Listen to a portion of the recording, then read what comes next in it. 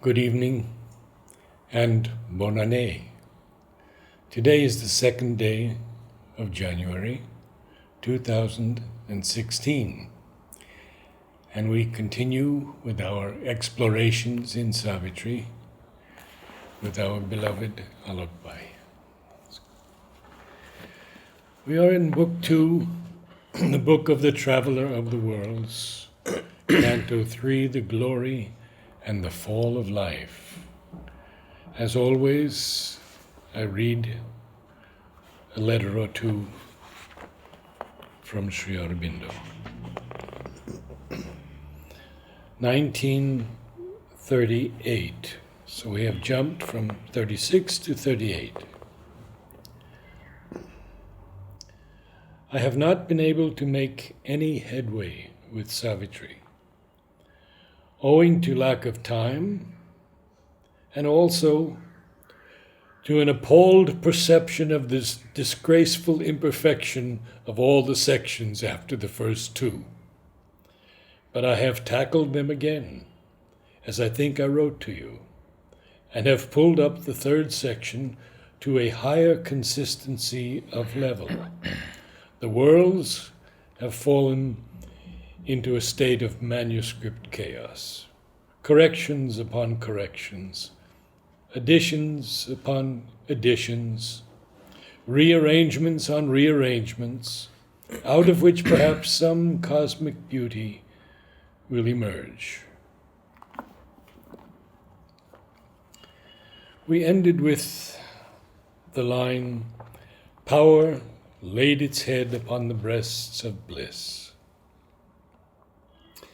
This next 15 lines or so want to take a little time with you, because we are aware that Sri Aurobindo never used a superfluous word. There were summit-glories, inconceivable, autonomies of wisdom's still self-rule, and high dependencies of her virgin son, illumined theocracies of the seeing soul, throned in the power of the Transcendent's ray. A vision of grandeurs, a dream of magnitudes, in sun-bright kingdoms moved with regal gait, assemblies, crowded senates of the gods, life's puissances reigned on seats of marble will, high dominations and autocracies, and laurelled strengths and armed imperative mights. All objects there were great and beautiful. All beings wore a royal stamp of power. Now,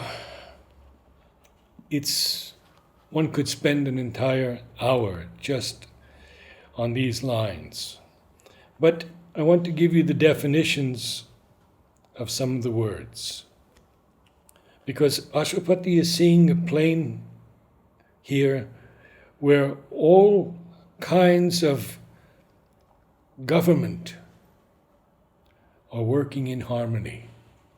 Autonomies are groups having immunity from arbitrary exercise of authority. Dependencies are immunities from arbitrary exercise of authority and political independence. Theocracies, political units governed by a deity or by officials thought to be divinely guided.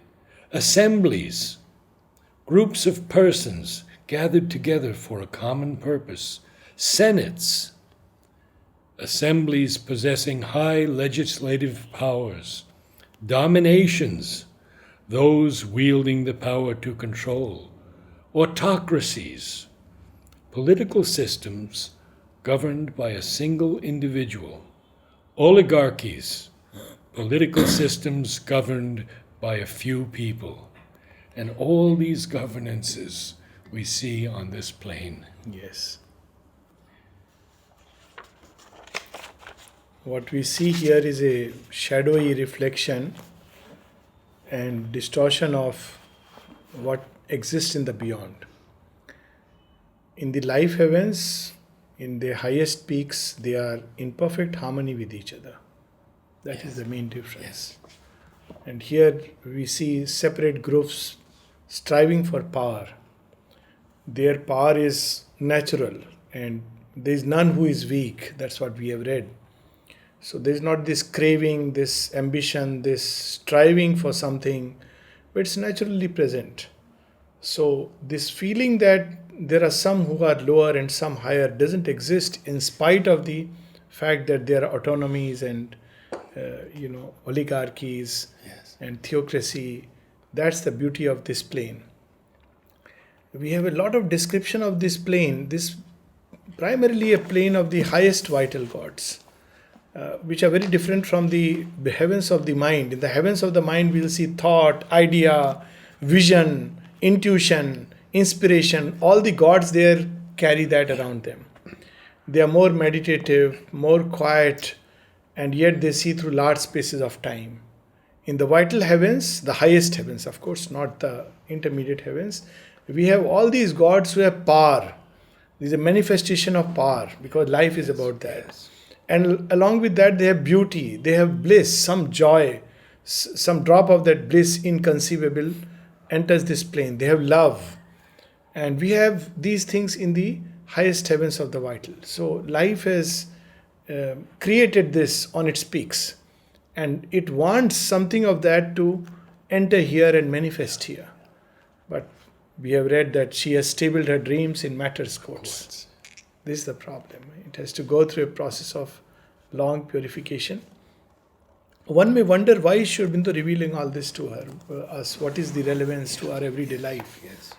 One, it's good to remind ourselves again and again that we are neither the last nor the final in this chain of creation. There is a vast cosmic chain where we are somewhere in between. And second, to remind ourselves that, well, there are planes waiting to manifest themselves upon earth. And there have been periods of time when some of these planes have manifested upon earth. Mother speaks about it, that there have been civilizations in the past where something of the beyond did manifest, but they were momentary. And then she says that the last one in which some of these things manifested was the Vedic civilizations. When they had the vision of the supramental, but could not bring it down. And something of that power and glory, they were beings who were born embodying this power and glory. So they lived with a larger consciousness and, this kind of wearing a royal stamp of power. This was felt there, or love, which would, be carried to its extreme. And what these beings are, a lot of description of these beings exists typically in the Puranic literature of India. So those who are familiar with the literature will find so much familiarity. As we read through, it's very interesting. For instance, you read a word, very, autonomies. Did we read that word? Yes. Yes, autonomies. Now we hear about autonomy, but autonomies. Autonomies. Yes. Where each one was a power absolute in his own right. Mm-hmm. And that is something very interesting. He is not governed by anyone. So we have these great gods where each one has the full freedom and the authority and the power upon the world. Exactly. And another one who also has the complete freedom and power over the world. And what happens when some of these beings very rarely may come into clash?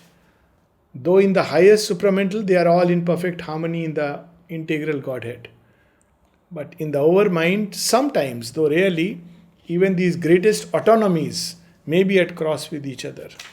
So, and the divine has to resolve it. Not an easy task. So it's good to remember, and because this dream exists in the human heart and very imperfectly we try to translate it.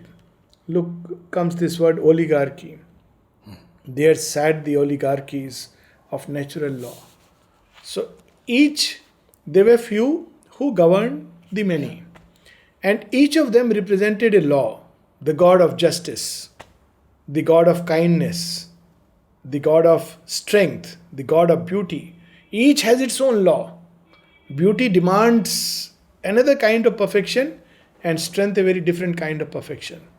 So they were oligarchies, each representing an aspect or an attribute, and the rest of the beings of this world were governed by them. And Mother seems to have preferred this. Actually, she says in the agenda that what types of government. She was not very fond of democracy, that's very sure. No. And Sri Aurobindo was also not very fond of democracy, though he said it's a more modern idea and it's necessary that we have to pass through it. And communism, Yeah. it had to be tried. Had to be tried. Ultimately, it is a divine communism or a divine socialism which is the ultimate possibility. But meanwhile, ideal is, of course, if it's a theocracy where there is a divine being who actually governs. But it's not easy. You can't have divine beings, made to order. So when Mother is here, of course, in her in another way, but when physically embodied to everybody's vision, then whatever she said was the final word. So when someone came and he was very distraught because modern idea of democracy, and he questioned the Mother, this seems to be like a dictatorship. So people who were around, MP Pandit speaks about it. People who were around, they were a bit, not comfortable that somebody is using the word dictator for the Mother. But Mother smiled and she replied, well, a benevolent dictatorship if you like. Because she is the absolute authority, because she has the absolute wisdom. Then she reveals in the agenda that if such a divine being is not there, then what should be done?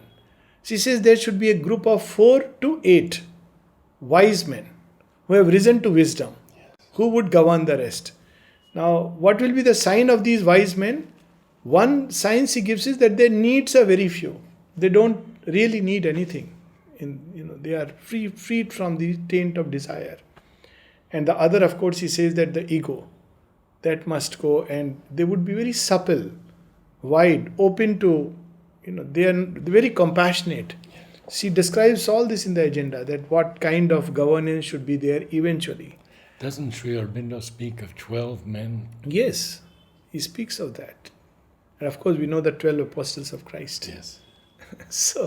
So this sense of hierarchy existed at some point of time, Yes. but understandably, the modern mind doesn't accept it. It's the rule of reason, and reason cannot look deeper beyond the surfaces. So for reason, well, all human beings are equal because they look equal to start with. It's one species, genus, and it doesn't, believe in further classifying except when there is a morbid condition.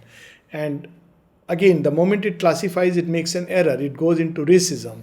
So it's a very dangerous. Yes. Yeah. There have been periods when humanity has tried to stratify and classify, but again, it's misused because human beings are not ready and they are not pure enough. But in the origin, if we take the original plan, either there is an autocracy of the divine being, or there is an oligarchy. This is the truth of the higher worlds, which one day it will manifest. And that he describes, that again, what kind of beings these are. Now, it's very interesting. He uses the word proud, violent heads served one calm monarch brow. Violent. Gods can be violent. And in one of the essays, Superman, Sri Aurobindo says that the gods can be violent, but their violence is always tempered with wisdom and compassion. Even in their violence, there is calm, there is wisdom, and there is compassion. Unlike the Asuric violence, which is driven by the ego, which is only for self-glorification, self-aggrandizement, the violence of the gods like Shiva, the extremely violent god, even Vishnu, at times he can be pretty violent. He wakes up from the sleep and has to slay 2 demons. That's violent enough. But it's always tempered with compassion and wisdom and calm. It's not with anger and agitation. So here this word violent, because these are the gods, very high gods. All the soul's postures donned divinity. So every action, every feelings that emerged from the soul was divine. Then again, there met the ardent mutual intimacies of mastery is joy and the joy of servitude. So the difference again between a titanic kind of monarchy or dictatorship and a divine kind of benevolent dictatorship is this, that the titan wants to crush people under his weight. He doesn't feel satisfied unless there are people who will salute him and admit him and acknowledge him as the highest. But this monarchy is very different. This regality and royalty and autocracy is a very different kind. Here the ruler serves those who are ruled. So for him, and Sri Aurobindo describes this beautifully in Arya. He describes what the Aryan meant, because something of this kind was attempted in the way past in the Indian civilizations, and the records are still there. It has been practiced elsewhere also. You know, the epics of Gilgamesh, for instance. There have been very noble kings, and in the Western context, King Arthur and many others, Solomon, there have been. But in India, there is a whole lineage of such kings who had a very subtle mind, and, they really represented something of the divine being. But what kind of kingliness is this? Of mastery's joy and the joy of servitude, imposed by love on love's heart that obeys, and love's body held beneath a rapturous yoke. So the moving power behind everything was love. And those who were obeying, they were not obeying out of, a sense of being servile or being inferior, or, I have no choice. But they always felt that by such obedience there was an upliftment. It was an act of love. It was an act of, joy. And this is what opens door to something else also. Very often people use the word mother's work. An indication, this is how I have understood, that an indication that we are really doing the work in the spirit of it being the mother's work is that we feel joy and love. If these two are missing, if there's, oh my God, it's a mechanical drudgery, I have to get up, go to the nursing home, or I have to go and do work in the dining room, it's not mother's work anymore. We may use the word that yes, I am offering, but somewhere I've got disconnected. But the moment there is joy of service to the divine and the love that accompanies it, then it's a sign that we are touching base with the soul. Yes. So here we have this wonderfully, that everything was an act of love. All was a game of meeting kinglinesses. And then these are marvelous lines. Very often people say all that is all right, but why should we worship? Why should we obey? Why surrender? Supermind is there, I can do it on my own. Well, if one wants to try it. It's like saying that I'll pull the sun's energy and burn my body and become supramentalized.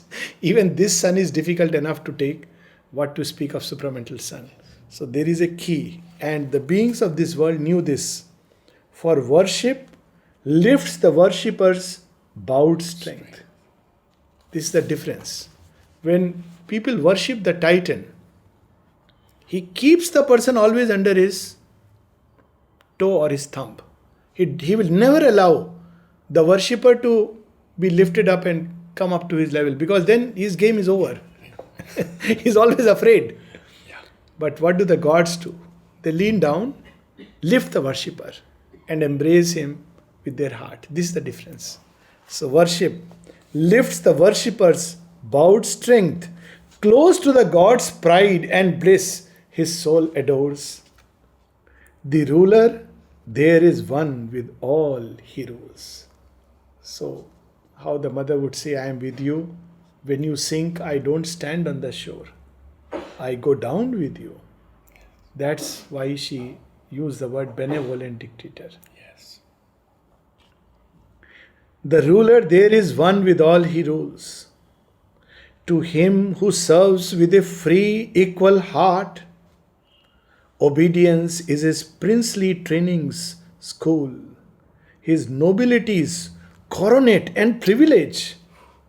His faith is a high nature's idiom. His service a spiritual sovereignty. This is one of the first things one gets trained in the ashram context, obedience. Now, I remember Rishabh Chand's story. When he came, he was given the task of furniture service. Right. Very happy. And the first job he gets is that kill the bugs inside the cot. He And can't kill. He's a giant. He is a giant. He can't kill.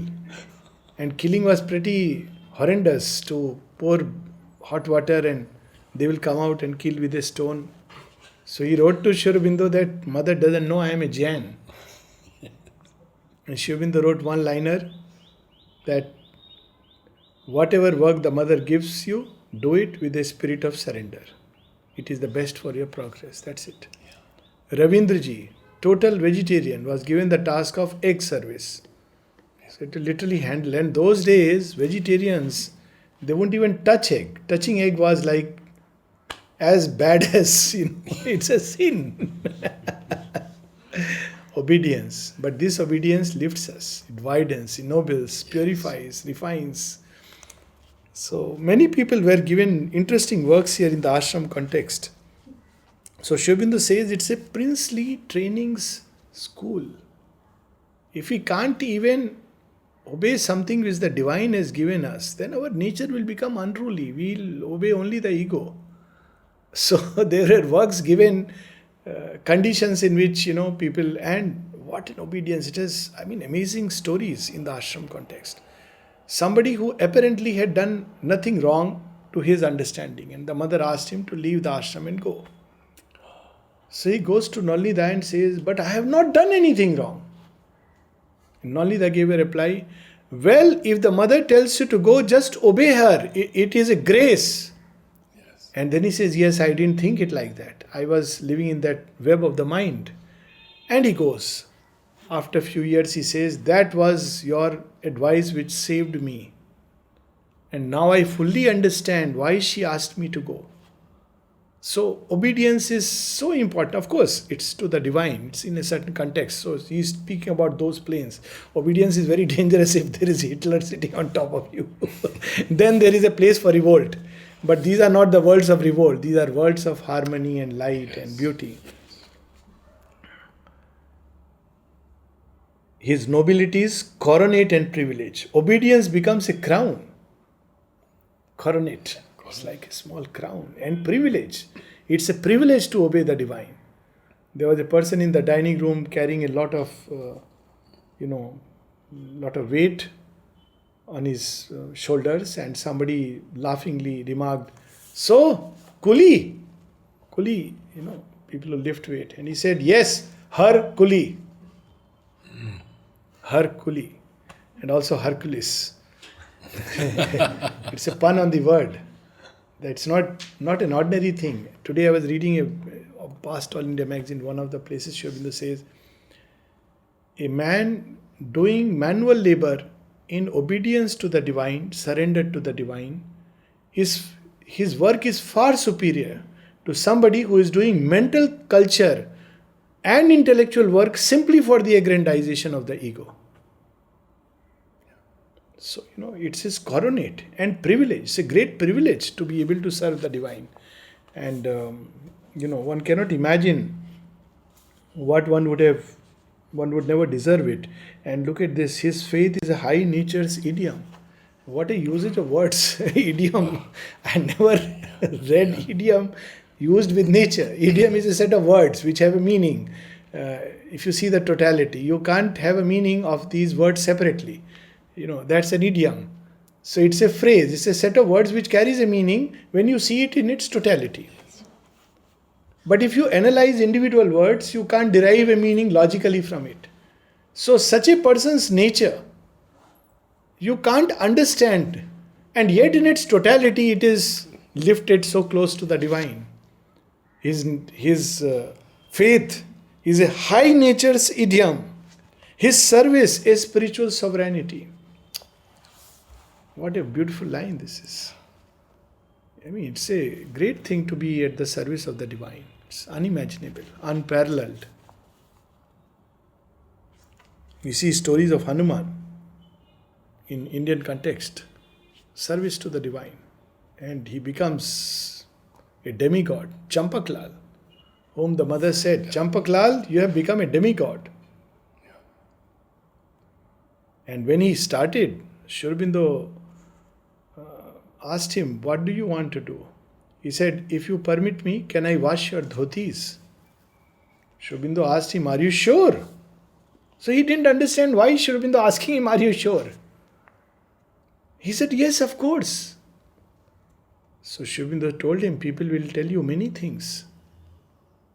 And it's sometimes so jarring, almost like a pin pricking, when you read some places Champaklal was a servant. I have read this. A servant of the Lord, slave of the Lord is very different. Better than being a slave of the ego. We are all servants. Servants of our desires, servants of our ego. Here is someone who was a slave of the Lord. Why servant? He was a slave. And Sri Aurobindo says that being a servant of the Lord is something. Being a slave is greater. Because servant still looks for the wages. But slave says, I am yours. Do with me what you want. And as Sri Aurobindo left his body, what a marvelous embrace. He kissed him again and again and again. So, what service and obedience, sovereignty, those who looked at Champaklal, they felt, my God, so much luminosity, so much of power exuding from his body. At least that was my impression, that how did people have darshan of Sri Aurobindo when just the darshan of Champaklalji is so difficult? How has he travelled across the world? But what was that story when someone bowed to him? Yes. And he picked them up and took them to mother? Yes. He would never allow. No. Of course, with me and my wife, he made a very rare exception that I spontaneously bowed and he didn't say anything. He, in fact, touched the forehead into a different experience. So, of course, they are not bound by any hard rule. But in general, all of these beings who were really close to Mother, they would never allow any such things which are, meant for the ego and its aggrandizement. This was their sign. It was so beautiful. So his service is spiritual sovereignty. There were realms where knowledge joined creative power. These are the highest heavens of the vital, where it's united with the highest heavens of the mind, where knowledge and creative power come together. And what happens then? In her high home, and made her all his own. The grand Illuminate seized her gleaming limbs. The grand Illuminate. It is the supramental sun shining through the overmind, sending its rays. That's the place where life has its origin ultimately in the consciousness force.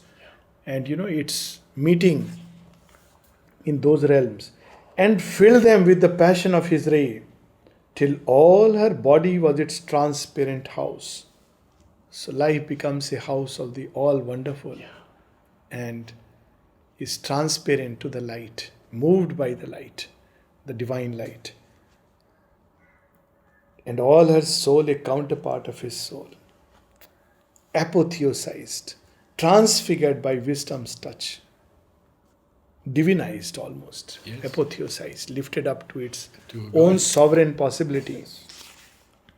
Her days became a luminous sacrifice. And now he uses a word which again only Sri Aurobindo can use it, an immortal moth in happy and endless fire. Moth is classically immortalized in literature for its transient perishing nature. It is drawn to the light and the flame, and it goes into it and dies. That's its final destiny. But here he uses the word immortal moth. It goes into the light and dances and plays in it. What has it done? Happily. An immortal moth in happy and endless fire. She burned life. She burned in the realms of knowledge. She burned in his sweet, intolerable blaze, in the blaze of that fire which is found at the apex of the world. A captive life wedded her conqueror. So we see this description of the fire. In the Vedas, we have these two attributes of fire. And one is the light, which is the knowledge aspect, and the other is warmth, which is the power aspect. So in fire we see a union of, where he's describing knowledge, joy and creative power. So it is the description of the realm of Agni, the highest Agni. Of course, Agni manifests at different levels. Even in the base of the spine, we have Agni, which builds the matter. There is an intermediate Agni. But in its original home, where power and knowledge, they come together and fuse with each other. So this is a description of that world. In his wide sky, she built her world anew, because she is transfigured. She gave to minds calm, peace, the motor's speed. And even that's why in ordinary life or in spiritual life, we need the life force. We cannot discard, even if somebody has a great trouble with the vital. You have no choice but either to tame it, purify, refine it. Without this life power, one cannot really create anything. One can practice a yoga of asceticism, but even there, the tapas is by the power of life. So life energy is so much important in ordinary life, of course, for any achievement, but even for yogic achievement. So it gives to the mind the motor's speed, otherwise it's calm. So it gives that power and speed to thinking, a need to live what the soul saw. It also imposes upon thought the need to express, to manifest, to live what it has seen in the vision. So, to living an impetus to know and see. What a beautiful harmony is there. His splendor grasped her puissance to him clung. She crowned the idea a king in purple robes. So again we see the word purple. And purple robes, of course, is characteristically associated particularly in biblical literature with royalty. Always. And of course we have this sad story when Christ's body is crucified, mocking at him, they put a purple robe. That was, of course, almost a mockery that, look, you are the king of the worlds, but here is the robe. But they were right, because Christ did rule over the world and continues to rule over human hearts. So it's very interesting, but the purple, because if we see the combination of color, it's coming together of red and blue. That's how the purple color is created. It's always in biblical literature associated with sovereignty and royalty. And we see this again, the other part of biblical literature. Put her magic serpent scepter in thought's grip. So, serpent, the energy of evolution, which is there with life, scepter by which you rule. So, that evolutionary energy which is there in life is programmed to evolve. It is programmed to create things. So, it has put in the hands of knowledge that, okay, you use this energy. You do with me as you will. Here the serpent is representing the evolutionary energy. Not all serpents, are hostile. There are serpents which represent evolution. For instance, Vasuki around Shiva's neck, or Sheshnag on which Vishnu rests, the thousand-hooded cobra. Even cobras, quite a few of them represent evolutionary energy. So sometimes these serpents, particularly if they are white or golden or with a crown, they represent the evolutionary power. Even the serpent which was found in the apple, Mother spoke of that serpent, that it is the evolutionary bug, evolutionary energy which bit. So suddenly Adam and Eve were in paradise, life heaven. We have read that. Yes. No shame, no guilt. All is innocence and purity and force and love and joy. But knowledge is missing. Yes. So the evolutionary serpent comes and bites. So suddenly they want to know. Now the mind is at play. The moment you want to know and analyze, you get a fall. Because then the mind begins to all kinds of weavings And then it has to go through the evolutionary curve. Of course, ultimately, necessary. which is necessary. Ultimately, when you go beyond it, then yes, you get it. But in the process, you have lost that innocence and purity of the Garden of Eden. That is the evolutionary serpent. Made forms, his inward visions, rhythmic shapes, and acts the living body of his will. A flaming thunder, a creator flash, his victor light rode on her deathless foes. His centaur's mighty gallop bore the god. Now again we see, images from mythical literature. Centaur, of course, they are beings of the midworld. You can't really, though classical dictionary would define them as monsters, but they are actually neither good nor bad creatures. It depends on who is writing and using them. They have the head and upper part of a human being, and they have the torso and the limbs of a horse. So they are described in mythical literature, and of course in the life heavens they are found. And they bore on them the gods.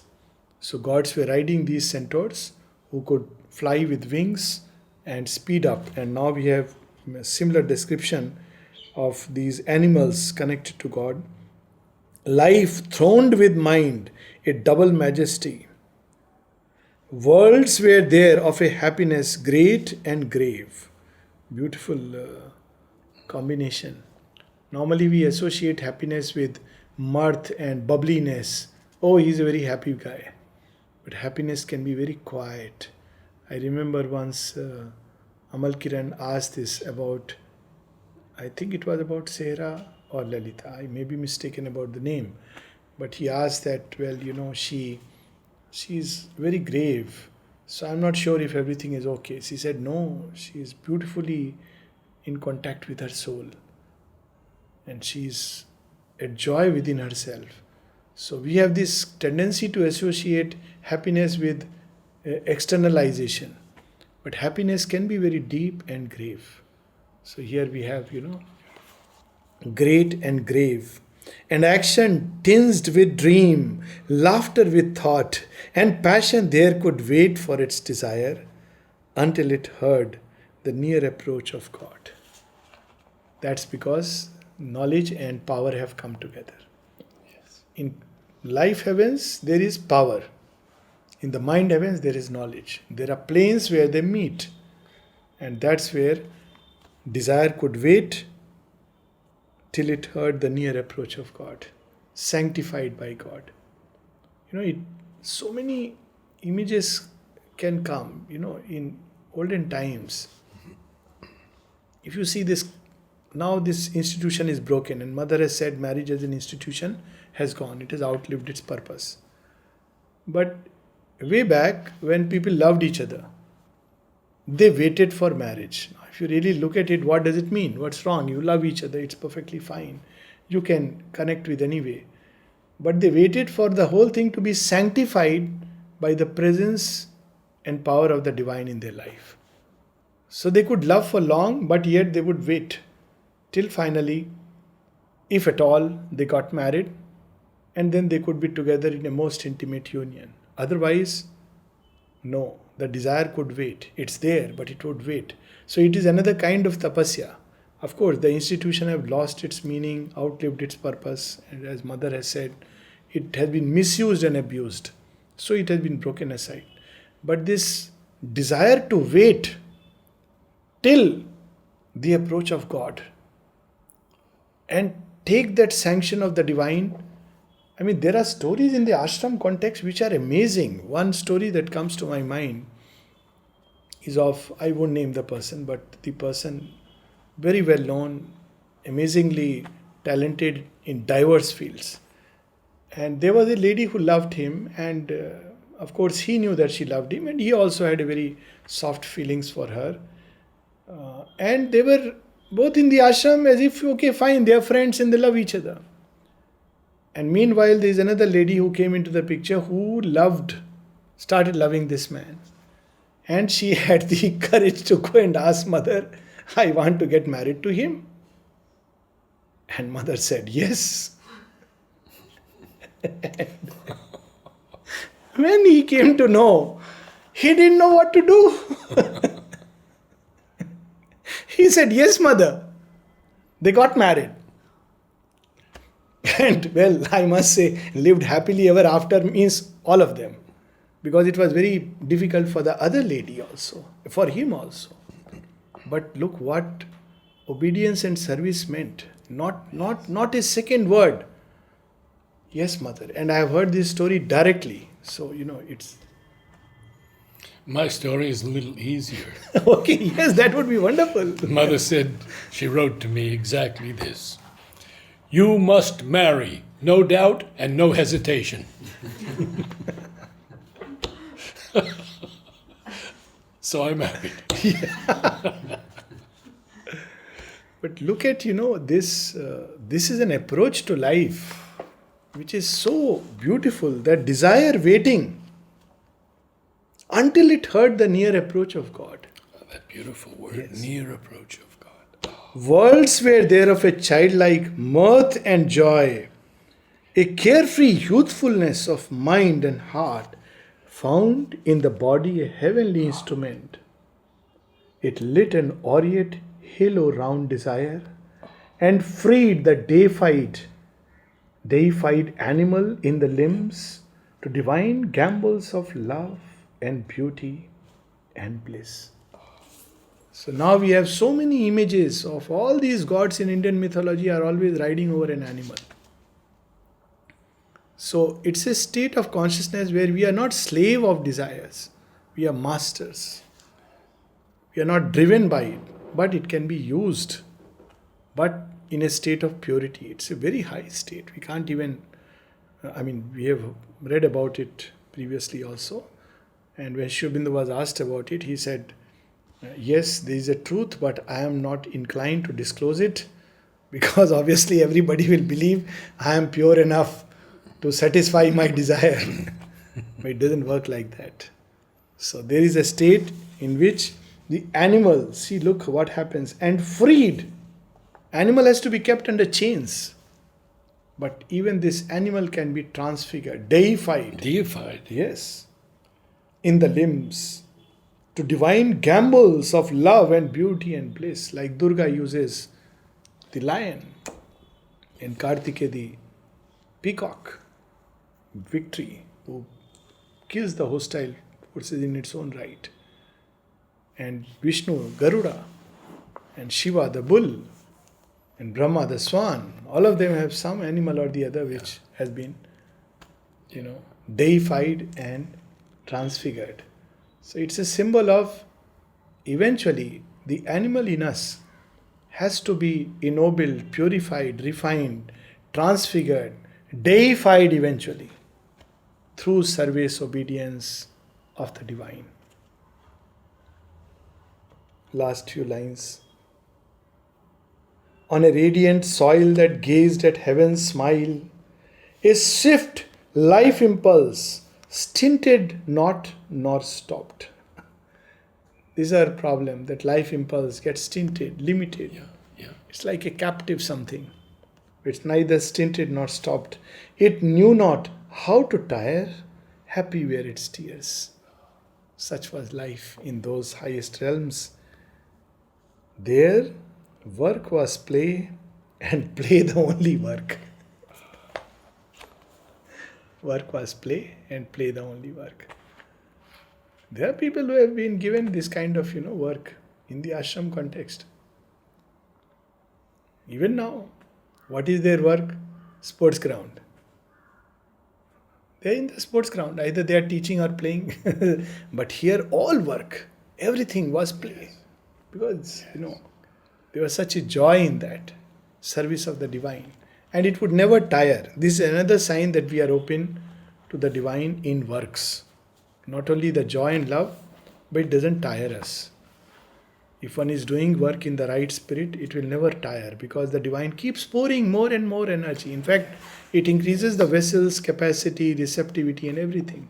One doesn't feel one is working. Others may feel, oh, it's so much work, but it's a joy. Because it's like a play of the divine, service of the divine. Their work was play, and play the only work. The tasks of heaven, a game of godlike might, a celestial bacchanal forever pure, unstayed by faintness as in mortal frames.